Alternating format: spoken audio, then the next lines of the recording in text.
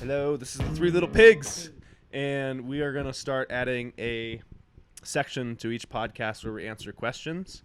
We're going to do this before we start the podcast. Just if you have any questions, be sure to ask them after listening to the podcast, and we'll get to them in a future podcast. This week, we only have, I think, one question, and that's from Mr. Andrew Jones. I don't know how he did the Arnold, but I hope he did well. He had a pretty dang good meet. Yeah. His question... Second or third? Did he sit in third? It was Third, second. right? Second? I'm pretty sure it was second, yeah. And, Good job, Andrew. Congrats. You're lifting against some strong people, and you're strong yourself. He crushed it, man. His question was, how do you incorporate, or do you incorporate, or when do you incorporate the sumo deadlift or an arched back bench press with non-powerlifting clients? Or do you start with a high bar or low bar squat? Yeah, that as well. Yeah. So I guess I'll answer this from my perspective first, and I'll start with the sumo deadlift. Where I train, it's kind of, well, it's a barbell-oriented gym still, but we use different variations of everything. So we just include sumo as a variant for almost all clients. We teach them how to deadlift, and eventually we teach them how to sumo deadlift, just for some variation and general strength. And then for powerlifting clients, I'll only do it to train the opposite stance deadlift. Or I guess he didn't ask about powerlifting clients. Anyways, I'll do it if they have history of like back problems too. So because it's easier to get in that position sometimes and you're a little more vertical, so it takes a little stress off the back. With an arc bench press, I teach that at least in some capacity for everybody because I think that's the right way to bench because it puts the shoulder in a closed back, safe position with retractor shoulder blades. It just makes the bench stronger, more stable, and safer on the shoulder. I only push that range of motion and the arc if they compete, though. And the low bar versus high bar, I always teach high bar first unless there's a reason that I see the client moves better in a low bar position. Maybe they bend over a little bit naturally, or they would just want to try it and they want to get a little bit stronger.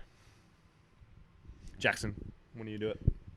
So all of those, I think this one is an individual difference as well. I like to look. I start with the deadlifts just by teaching the conventional deadlift, just because I think that it's for most people typically can get into a pretty good position with the conventional deadlift. But we will move people to sumo if they can't get into a solid position from there. And I don't necessarily try to fight it too much. I mean, I will if we'll go maybe a session or two conventional, and if we still can't figure out a way to get them into that position, then we'll move into a sumo. For the bench press, this one's kind of interesting. I tell every single client to think about drawing their chest towards the ceiling. I actually don't tell my clients, though, to like arch, I just tell my clients, make sure your shoulder blades are retracted, and I want you to think about drawing your sternum towards the ceiling. And basically, we just do that for shoulder health. And it also puts them in a better pressing position. And then for the low bar versus high bar, same situation as the deadlift, except for what we'll do is I'll typically have them play around a little bit with both. So normally what we'll do is I'll start coaching the squat, and I can kind of judge based on what their air squats and goblet squats have looked like, whether I'd want them to try a high bar position or a low bar position. If it's obvious that they're going to be leaning over a lot in the squat, then I automatically just default to the low bar squat. But if their squat looks pretty dang good when they're doing an air squat or a goblet squat, I'll put the bar high bar, and we'll see how that looks for a couple of sessions. And then if they're starting to get pitched over, or they're having to lean a whole lot in that squat, that's when I'll move the bar low bar. So the real thing is it just depends. It depends on who we're coaching. I would agree with Jackson in that it depends. For the squats, I pick the squat variation, so high bar or low bar, as their main squat, whichever one allows them to keep the bar on their back and maintained over their midfoot throughout a full range of motion. And so, again, it's not like the high bar or the low bar is better. I would say whatever one allows you to get into a better position through a full range of motion. And then typically as a client advances in their career, the other one also is still a variant. You know, like I low bar squat, for example, but I still high bar squat as a variation. You know, as a slightly less specific variation of a low bar. I think it's still a fine option. I don't think there's anything wrong with either one. I start with the conventional, and then similar to Jackson and Shannon, if they've had previous issues that make it difficult to get into a conventional position, we can use sumo. I also use sumo right off the bat for those people who, once they're in a conventional setup, if their torso is actually angled downward. So usually with people with very, very long legs and very short arms, it's almost like they're set up in a deficit position. And so in most cases, I would start in a sumo position with that person. I think deadlifts are going to be challenging for them in general, but would start in a sumo position. And then for bench, same as Shannon and Jackson. I think for shoulder health and also reducing the amount of mechanical work in the bench press, I think it is advantageous to move more weight and healthier for the shoulders. So I think both of those are pluses in creating an arch and retracted shoulder blades in the bench press. So. Well, right on. That was our first Q&A. And again, shout out to Andrew. I just looked it up, and he had a 760 kilo total. That's like 1675. Pretty dang good. Second place at the Arnold. So congratulations to him. And also thanks for asking the question. If you guys have any more questions, please feel free to comment on any of our videos or send us a message on Instagram through any of our posts or through our Facebook posts. Enjoy the podcast. Welcome to the Three Little Pigs podcast, where we talk about strength training, powerlifting, nutrition, all sorts of things. Today we're talking about nutrition. I'm Shannon. I'm Wes. And I'm Jackson. All right. So today we're going to talk about nutrition. Jackson, why don't you get us started? Oh, boy. Why do you eat the booty Well, like groceries? I mean, I think that the number one thing is to, if we're speaking in general terms, if we're looking for a body composition, it's just people overthink it. It's calories in versus calories out, creating a caloric deficit if you're trying to lose weight, or creating a surplus if you're trying to gain weight. And I think it's a really simple concept that people tend to overthink. And there's a lot of details about ways to accomplish that. Mm-hmm. There isn't necessarily one right way. I think it's just kind of what you can be compliant with.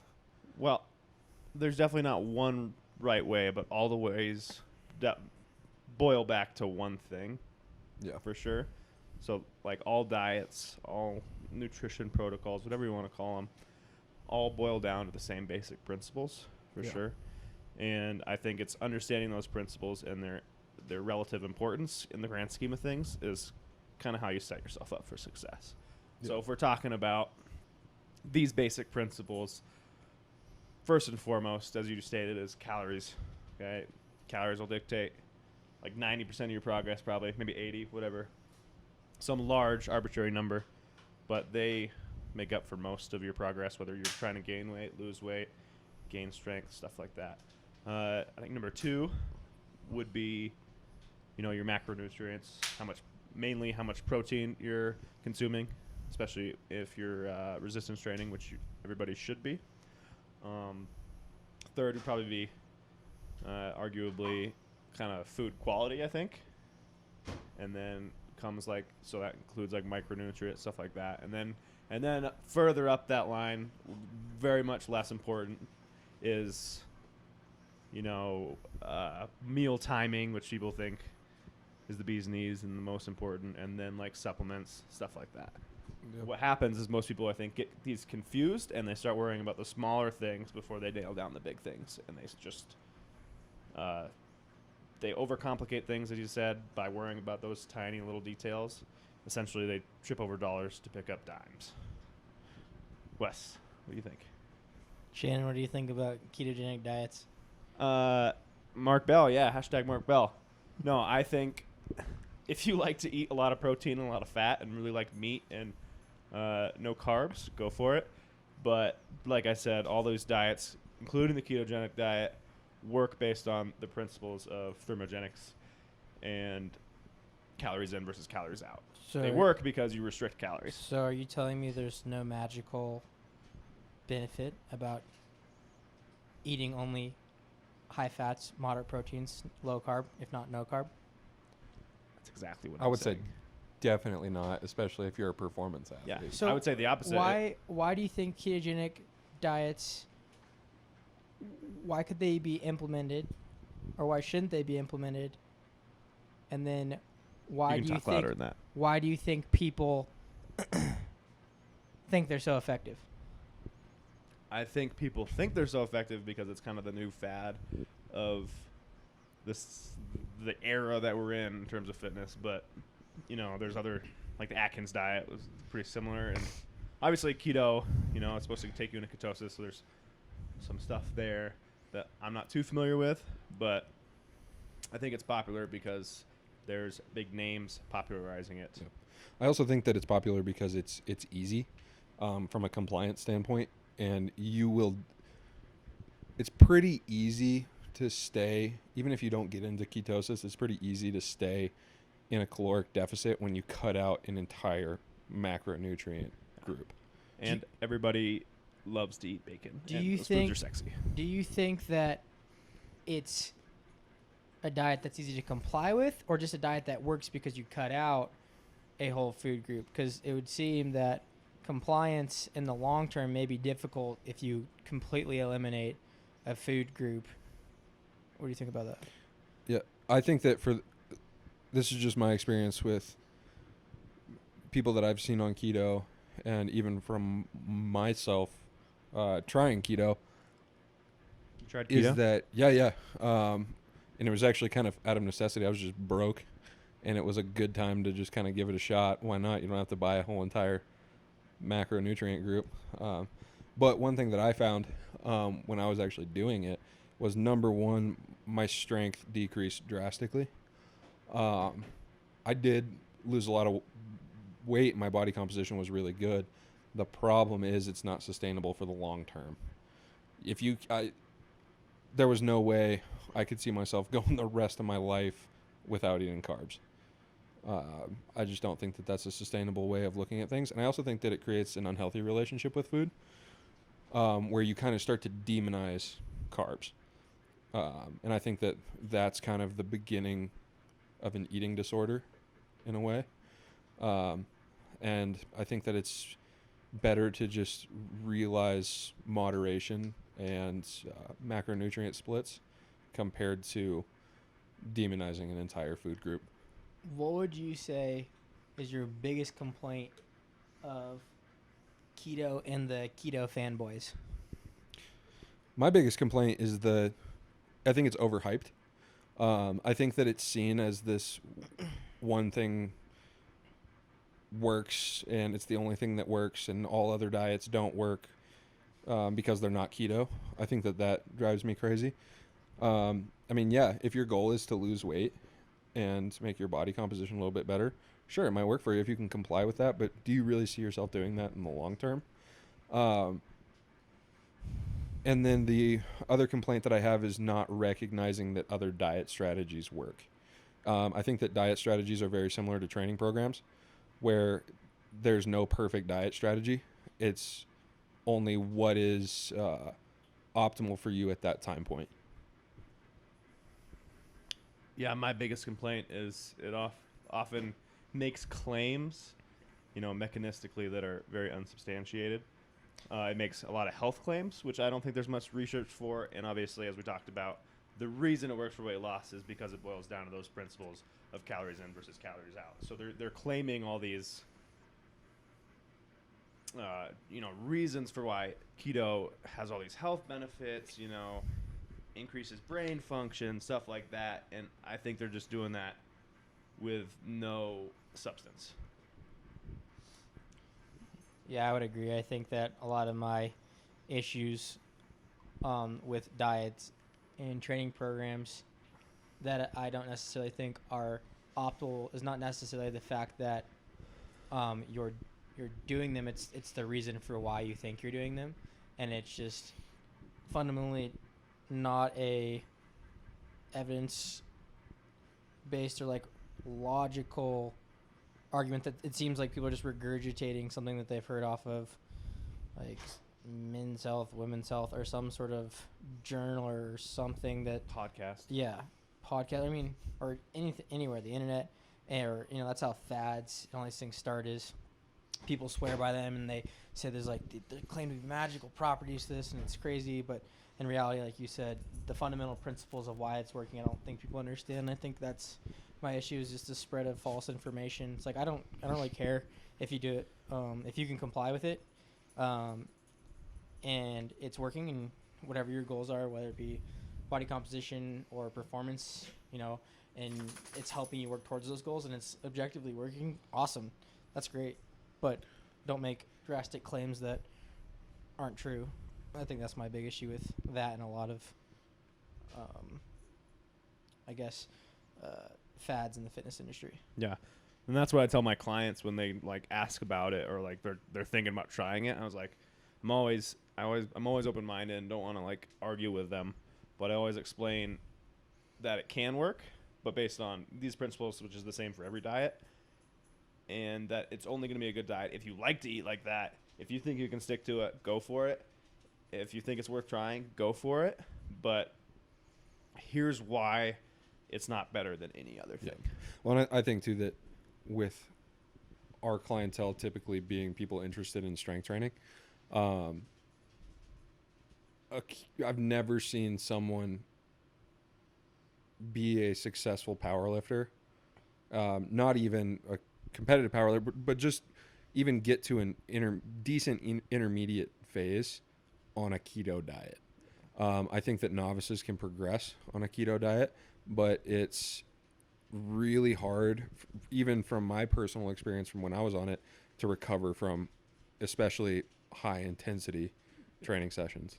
And I think it's important to note because the reason behind that is that those carbs are important for high intensity. They're important for performance, and more so, it's probably hard to get in a decent surplus on keto. I imagine unless you just eat the crap out of fats and meats, but it's easier to create a deficit with that diet, I think, than a surplus. And as we know, in terms of powerlifting, at least a surplus is almost necessary or very, very beneficial towards adaptation. So then what would you guys recommend, let's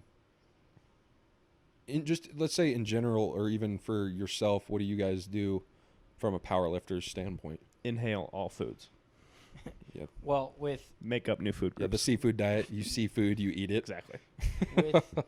with myself, I have found, again, the end goal is compliance, right? And so, and then we've kind of talked about the underlying principles of what's happening,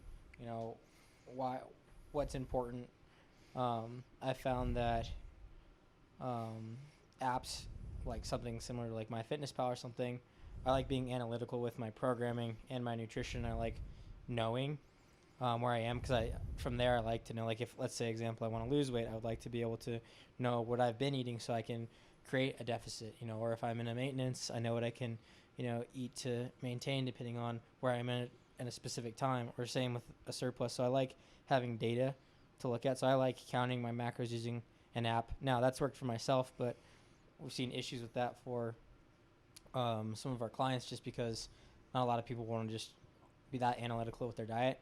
And in a case like that, I think it just comes down to I still recommend that people track for like a week or two so they get kind of like an understanding and we can kind of find, we can set like a caloric range and get their macros put where need be, and then use that kind of to guide their future meal decision making process, I guess. So if they track for like a week or two, then they kind of have an understanding of what certain portions are, what they kind of need, and then they no longer have to track, and then they can just kind of just be aware of portion size throughout the day, and that seems to have worked. But there are other ways to have people comply as well, but I found that to be helpful. I think with me, one of my issues that I have with counting is it is very analytical, and I don't like over analyzing my food. you know, it's something that, I mean, I think that it's hard to count and weigh absolutely everything. I think it's necessary in some circumstances. But for me, obviously, when I'm just trying to get stronger, I'm like Shannon said, I'm on that seafood diet. I just kind of eat everything that I need to. And then when I'm trying to lose weight, it's interesting because Shannon, you talked about, food quality being a little less important, but that's actually kind of my go-to when I'm trying to. I basically choose foods. I like to think when I'm trying to lose weight, if it was alive at one point, then I'm allowed to eat it. And it's not for anything magical about those foods, just the fact that they're typically more filling and less calorie dense. I think that brings up a really good point, actually. Go off on a tangent here really quick. But just looking at just kind of like almost like old school bodybuilding traditions of people eating like chicken and white rice and broccoli. I mean, a lot of the guys I've talked to have, again, doing it for the wrong reason. They don't really understand it. But foods, like Jackson just said, are satiating. Stuff that's bland and like chicken, for example, is not all that palatable. So it's not all that desirable to keep eating. So it kind of like regulates how much of it you actually eat. It's, nutrient dense, and things like vegetables and fruits are really voluminous. So again, are relatively satiating. And I think, that's what Jackson was saying is a good kind of step. If you don't like counting or being all that analytical, you can look at your food choices and be like, okay, understanding principles again, going down to creating a deficit or a surplus or a maintenance depending on your goals. Looking at foods that are satiating, typically high protein, typically fibrous, more voluminous, can help kind of comply to your diet, but also leave you not feeling like starving. Yeah. If you're trying to lose weight. And I think it's good too to realize that. I mean, especially for me, it's I eat based upon what my goal is for that time period. If my goal is to get stronger, I eat like I'm trying to get stronger. If my goal is to lean out, then I'll eat that way. But I just use that simply as a tool. I mean, my diet it's not a lifestyle. It's not something that I think that a lot of Donuts and people. deadlifts. Yeah, I know, right? I think a lot of people who are on keto or on, if it fits your macros or whatever, they literally view it as a lifestyle instead of a tool. And I think that it's really important to view your diet as a tool to get you to where you want to be, either performance or physique-wise. I think it's important in general just to have at least a little bit of emotional detachment to food. If you're emotionally attached to it all the time, that's when you start creating unhealthy eating habits. Yeah. When food is comfort, when it's just makes you happy. I mean, and that's not saying that you can't enjoy food and like, be a foodie and it should make you happy. And that's another thing. You shouldn't completely detach yourself either, because if you only if you enjoy food in general and you try to make it yourself just hate life by viewing it as fuel and only the best fuel goes in my Lamborghini because my body's a Lamborghini. Fat Lamborghini. Mine's more like one of those, those yellow Swan trucks that's full of food. Yeah, the Oscar Mayer Wiener mobile. Yeah, exactly. But yeah, you have to take, especially if you're looking in terms of performance, you have to take some emotion out of it. And if you start to invest too much emotion, that's when you go down, the deep dark path of, eating disorders. Yeah. Well, and I think too that I don't think powerlifters see this as much. We don't typically, our problem as powerlifters is that we think that you have to be fat in order to be a successful powerlifter, which I think isn't necessarily true. I think that you don't have to be in such a big caloric surplus, but I think tell me how to live my life. yeah, I'm judging over here. But I think a lot of times eating disorders typically happen in physique or When goals. people get super anal. Yeah. We more deal with like body dysmorphia. I think Yeah. So I do think they, but Yeah.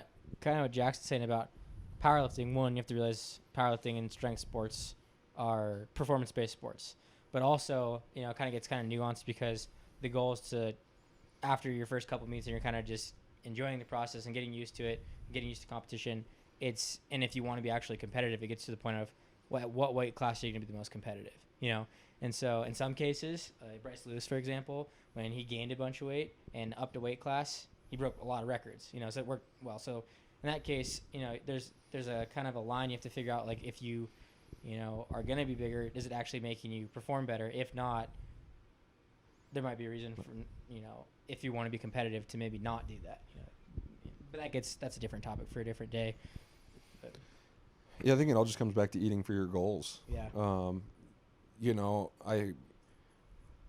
A physique athlete is going to eat much different than a powerlifter should eat. we're just gonna eat much different than a general pop. Yeah. And we talk about eating towards goals and all that stuff, but for people who aren't performance, athletes who aren't eating for performance, I mean, I put on an eating performance almost Eating every night for performance. sure. I don't think you need to eat towards your goals. You just need to create healthy habits. Yeah. And you do that by just first paying attention to your food, paying attention to how, it affects your body in terms of weight and body composition wise. Like for clients who are just trying to lose weight, I always take like a step process. And the first thing is always just start to track your foods, as Wes was saying, and just start to pay attention to what you're putting in your body. Start to read labels. Start seeing how much you're eating from day to day, and then also pay attention to how your body weight fluctuates. Because if you're paying attention to that, you're never going to wake up one day and be like, holy shit, I gained 20 pounds. Yeah. Because you can adjust. Yep. And so it's always about creating habits. And then once you've created those habits, you can make minute changes. You can go on cuts. You can do all that stuff. But until you make those changes or those habits, then large scale changes like weight loss aren't really going to happen. Yeah. I think it comes down to just a bunch of small day-to-day choices, For sure. And I think that a really good way to influence those choices is by tracking your calories and macronutrients. Like when you're tracking it, you don't have to do it for forever, but it is really beneficial to understand food at that level, or even to associate like, holy cow, that Subway sandwich, even that foot-long Subway sandwich that I thought was, air quote, healthy, has 2,000 calories, plus the fact that I was getting a Coke and a bag of chips and a cookie too, it's really beneficial to see what you're eating, because a lot of people think that they are eating healthy, but then you realize like, holy cow, I am putting in way more food than I thought, even though I don't think that I am. Yeah, I think this is an interesting topic because we get a lot of clients who you almost look at food as healthy or unhealthy, when in reality it's good or bad. In reality it's like, no, let's look at it like this: how much energy does this food provide? So for example, let's say, let's just arbitrarily assign someone's on like a 2,000 calorie diet, we'll use an example from like going out to eat at a fast food restaurant like McDonald's or something, compared to staying at home, and making food. So like, for example, theoretically you could eat a hamburger and fries and Coke from McDonald's. But here's an issue. Is that hamburger, that fries, and that drink are not going to be very satiating, so it's not going to leave you very, very full. They're very calorie dense, and so you're probably going to exhaust quite a bit of your fat and carb resources for the day in that one meal, and then that's going to leave you feeling hungry the rest of the day. Now, it's like you can do it. It's not like you're going to die. It's not like anything is all that bad from it, other than just a calorie management situation. So another thing, vice versa, or not vice versa, the caveat, the other side of the things is you have the person who's at home. They're Their meal is just like chicken breast, rice, and broccoli is the bodybuilding example I used earlier. Those foods are relatively low, moderate calories. They're very satiating, and they're voluminous, and they're denser in fiber and micronutrients. And so that meal is probably going to leave you feeling fuller, and is also probably going to be less of your total calories for the day. And so you'll have more to eat throughout the day. So it's kind of just a strategy if you want to think about it. Like, that's the great thing I think about for me at least, for tracking my calories, is it allows for you, if you have a craving, to fit that in without having, I see an issue with really restrictive diets causing almost like this, they adhere to it for a couple weeks and then they yo-yo way far back in the other direction because they like just binge and eat a bunch of food. And so, in a counting calories, kind of like the example I just gave, is it allows for a little bit of deviation from your, I guess, quote unquote healthy food, as long as you realize it's a numbers game. It really isn't. It's, at the end of the day, it's about a budgeting, and people understand money, so you can think about your calories as you're trying to budget. You have like a daily budget, and then you can think about it in a longer term if you want like a weekly budget. And the goal is to get close to those numbers and try your best not to surpass them. It's not going to be perfect, but you're trying to get in that your daily budget range. And so, it's, again, at the end of the day, it's mostly just strategies, but it allows for a little bit of deviation if need be, without the worry of yo-yoing back in the opposite direction if you're really restrictive. So let's say this, because I don't think we've touched on this yet. We got someone who's wanting to now try counting calories and tracking their macronutrients for the first time. First of all, what is a macronutrient, and where should they start calorie-wise, and how does that macronutrient split affect performance and body composition? So when I first get somebody, especially if they've never tracked, I just tell them, start tracking. Don't try to hit numbers. Just see where you're at. See where you're at. And that's because you can't. I mean, there's all sorts of equations and stuff you can use, but you won't know. And I explain what a deficit is, what a surplus is, what maintenance is. But at the end of the day, you can't know if they're in a deficit, surplus, or maintenance unless you know how much they are eating in one day. Yeah. So the first thing I'll do is I'll have them track for a few weeks, just not try to specifically do anything, and then from there I'll be like, all right, so you're averaging about 1,800 calories a day. Let's try to make some change there, whether that be increasing, decreasing, or something like that. I always try to find the maintenance, first. To answer the first part of the question, so a macronutrient is basically anything that has calories. So, and for the example would be proteins, carbs, fats, and there's an alcohol, but we're not really going to talk about alcohol. But yeah, you can think about it as proteins, carbs, and fats, and they're just basically units of energy in a sense. And with my clients, I always have them pay the most attention to protein right off the bat, because really that is the most important in terms of body composition. I also see it's really important to pay attention to that, mostly because a lot of people are not getting anywhere near as much as they think they are. So they're overeating on fats and carbs, and like, oh my God, it's so hard to hit a 2,000 calorie diet. And it's like, well, you ate 15 grams of protein. It's like, did you literally just eat mayonnaise and butter? Like, how did you miss, that much protein? Yeah. I had one client who was eating 50 grams of protein a day, and that was with 2 scoops of protein powder. Yeah. Wow. And I was like, are you not tracking So they were something, only or having literally eating powder. grass and lettuce? Jeez. But yeah, I think it's super important for them to pay attention to protein, and then even when they're a little more advanced, or we start to make a targeted cut, whatever, I still have them pay most attention to protein and kind of just let the carbs and fats fall where they lie. In terms of body composition, those two don't matter if calories are controlled. So then what would you suggest, just general recommendation for protein intake?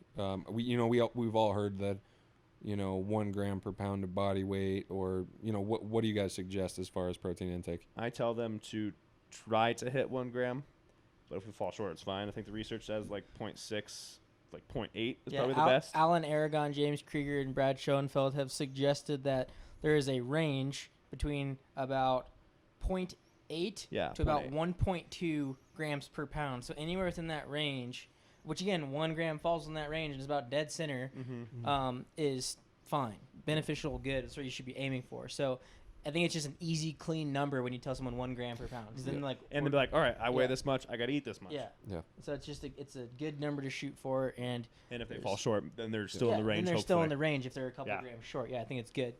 And I think too that protein dense foods are typically very satiating. yeah, And absolutely. so I They're think that's palatable. really They're not good. very palatable. Because one of the main Yeah. things too is, I mean, we can talk about compliance and, you know, creating a deficit and surplus, but the main thing is comfort.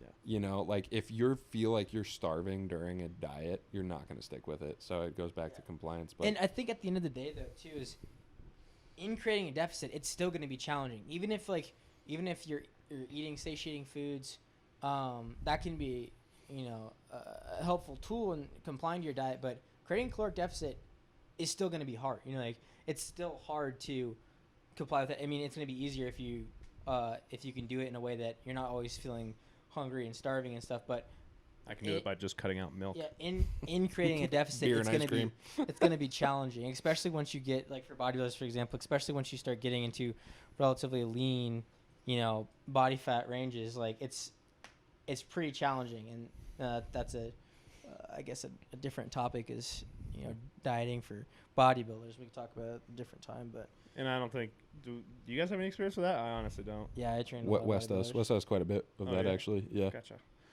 Like Uh, getting them stage ready. That's pretty cool. Yeah. It's It's a dangerous game too, because you walk a fine line, because you're basically That's when it really starts to affect health. well, yeah. I mean, also I think bodybuilding is an interesting. I wouldn't call it a sport. It's almost like a beauty pageant, because your performance is the worst on your day of competition. Like Yeah. you look Yeah. your best, but you perform your worst on the day of competition. it's And like it's reverse also, powerlifting. It's also very subjective and hard, because you think that you've done the best that you can possibly do, and someone else is telling you you don't look good enough. You know, so that's already psychologically screwy, and you're reducing your calories to the point. I help people, and this is funny. I help people with their eating disorders. I help people compete and diet for bodybuilding. But yeah, and then another hard part too is getting those people, once they've competed, back to a health, I guess, just quote unquote healthy range for performing in the gym again, doing well, and kind of getting out of these, you know, pretty lean ranges that aren't very sustainable. And it's funny you mentioned, not funny, but you mentioned like kind of eating disorders too. And I think we've probably all dealt with people that have obvious eating disorders. Yeah. And if you're like a coach listening, or you deal with nutrition, it's very important for you to realize kind of signs of that and have kind of a circle or know somebody to refer out to, because that is well beyond Yeah. any of our scope Well, of practices. And this is interesting too. I think we should let Wes speak on this, but Wes has actually had quite a bit of just practical personal knowledge on this. From when he just ate protein yeah. powder. Well, and yeah, spinach. yeah. So Just, I mean, tell the story. It's basically- interesting. So basically, growing up, I developed something called orthorexia, which is basically this idea that you can only eat in your mind what you deem as healthy. So that's kind of like what we talked about. This is why it's not a good idea to demonize food groups, but to rather look at food as like a budget, and what does this food provide for you nutritionally. And so growing up, I was a fat kid, and then I got made fun of, and I wanted to play a certain position in football, and I was too heavy to play that position, so I lost a bunch of weight really quick, and I just stayed on that train for like probably 5-6 years Until your junior year Yeah. of high school. until about sophomore summer. And so basically in my mind, I don't know why I picked this up, but I thought that carbs were bad, because ever since I was little, everyone's been fighting this war on carbs that there's not even a war for, and it's stupid. It's just a lack of understanding. Everyone's been fighting this war on carbs, but at that same point in time, it was understood, or that for some reason I thought like fats are bad. I think it was because that whole trans fat thing was happening when I was growing up, and they're trying to get trans fat out of food. So everyone was like saying, you know, fats are bad, especially, you know, trans fat. So for some reason that clicked with me, and I was like, okay, carbs are bad, fats are bad. What do we got left? I was like, well, we got protein and we got vegetables. So basically what I did is for like 5 years, I think I lived off of lean protein sources and protein powder and different forms of vegetables. I was in a chronic state of basically overtraining, because I was a huge fan of bodybuilding and was trying to follow these crazy bodybuilding programs that at this point in time I knew nothing about programming. And so I was trying to follow these crazy bodybuilding programs while in a, I was in a malnutrient state, and it was just, I wasn't making any progress. Well, and while trying to compete in sports, While I was trying to too. compete in sports, I wasn't making any progress. My social life was awful because I hated everyone. I was just so bitter because you're just constantly irritable. They were eating pizza in front of you. Yeah. And in my own mind, I thought I was like a champion. I was like, I'm too good for that food. So you develop, you're not like, I wasn't craving anything. It wasn't like that. It was almost to the point where I thought I was better than everyone. I was like, oh yeah, I'm better than everyone. I don't eat any of these terrible foods. This is all bad for you. But in reality, it's like you convince yourself that you're living a healthy lifestyle, but it's far from a healthy lifestyle. It's not a healthy lifestyle at all. You don't have a healthy relationship with food. You don't get to enjoy the social aspects of food. You don't get to perform better because food is very helpful in performance. And so you kind of get into your own head and think what you're doing is right when in reality it's wrong. And I see that a lot, especially with bodybuilders and some of our teen female clients. See that? Yeah. Yeah. See that a lot. Now, an interesting part to the end of that story is I remember, because this was my freshman year of college, I came back home Wes's junior year. Wes put on 50 pounds. Yeah.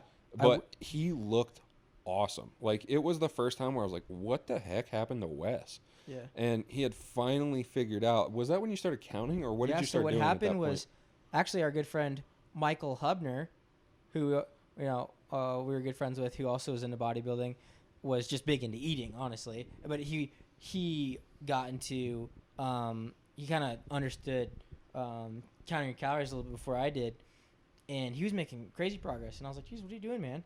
And so from sophomore summer till junior summer, 1 year, I think I went from like 140 pounds to 185, 190 pounds. And literally, I mean, my body fat was still pretty low. Like I probably didn't get above like 15% body fat. That was the first time you looked like a bodybuilder. Yeah. This is when you had no idea what powerlifting Yeah. was. You were just into bodybuilding. So, I mean, arguably you could say that, as I also aged, so I did get older. Yep. I was going through, puberty and all those things. So all these things were contributing to that as well.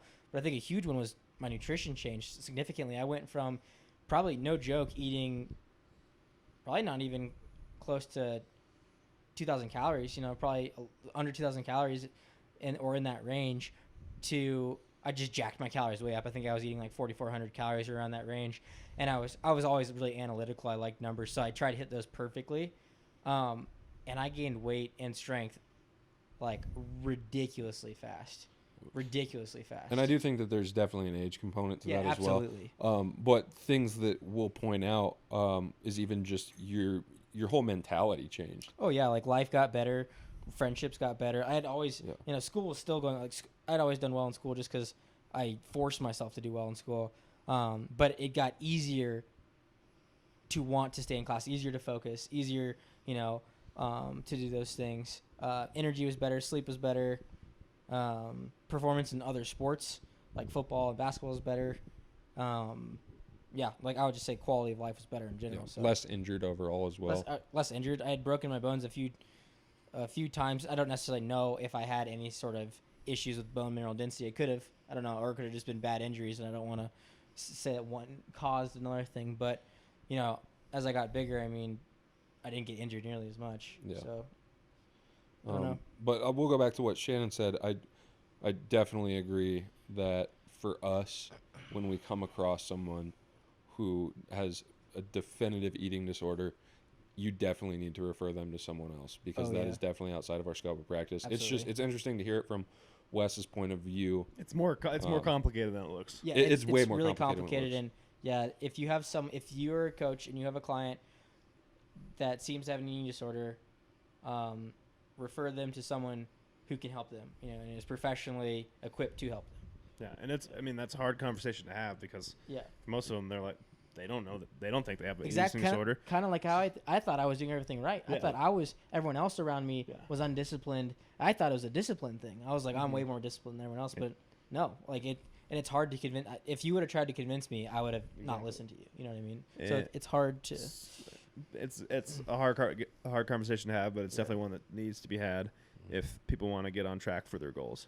Yeah. And luckily, Wes was obviously able to pull himself out of that eating disorder, but most people can't do that without help. I also don't think a lot of people analyze even at that age, Wes was analyzing. It wasn't necessarily Yeah. research, but he was listening to figures who were analyzing that research at that time. Exactly. Most people don't self-learn like that. Yeah. Which, Yeah. I mean, I think we all did, which is why we're here doing a podcast right now. Yeah. But most people don't have that, and that's why they go to a personal trainer. Yeah. Funny story, though, kind of the opposite of Wes's. I never had, I mean, I probably had an eating disorder, but it was the opposite. I just ate everything in high school.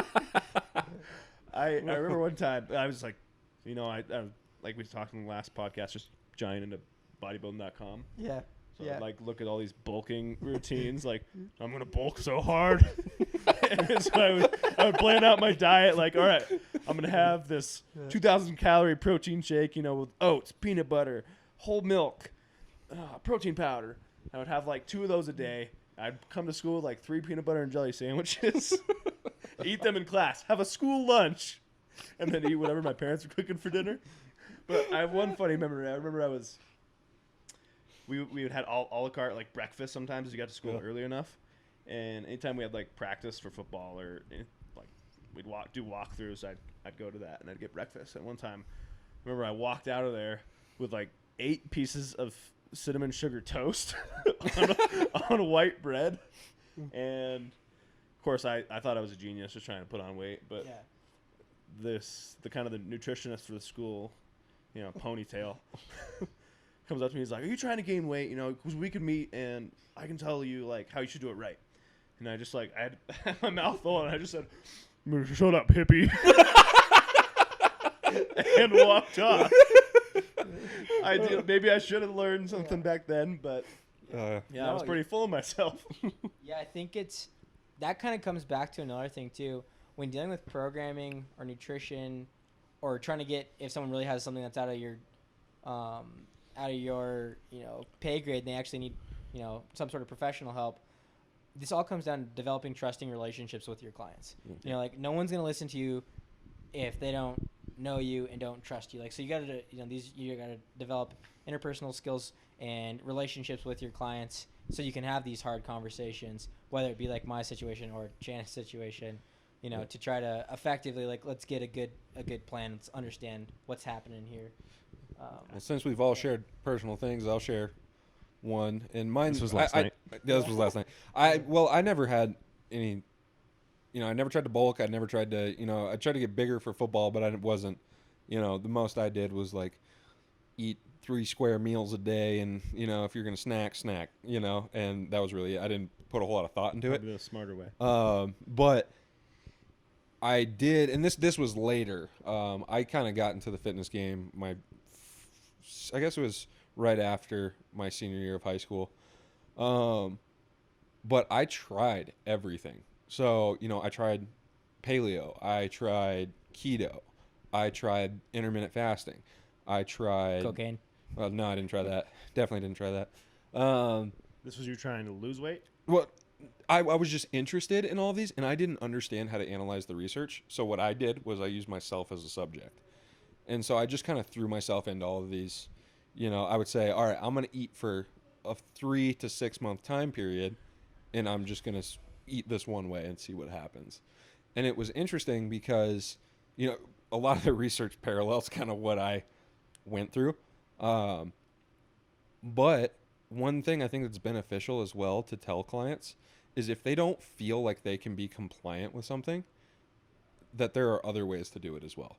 So even if they don't like it, hey, at least they tried it. Let's try something new, because like I talked about earlier, it's like a program, and as long as they can stick to something and it's, doable for them at that point in time, I think that it can be beneficial. Yeah, I think this all goes back down, again, with nutrition and training, and I guess specifically nutrition, since that's what we're talking about today, is it takes time to lose weight, gain weight. These are the long-term strategies we're trying to develop and understand what's actually happening, what's causing these things to occur, and don't follow a fad just because your friend says it's magical or there's something crazy that they can't justify, because then it's probably bullshit, honestly. But if you can understand why things are working and different strategies to go about adhering to something for the long term, then yeah, I mean, that's the goal. That's the goal in the long run, is to get you to stick to something that allows you to progress towards your goals, you know? You All guys got right. Anything else? I think I'm ready to wrap this thing up. Thank you for listening to the Little Pigs podcast with the Three Little Pigs.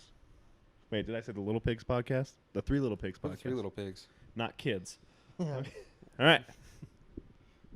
Enjoy. Have a great day. Bye.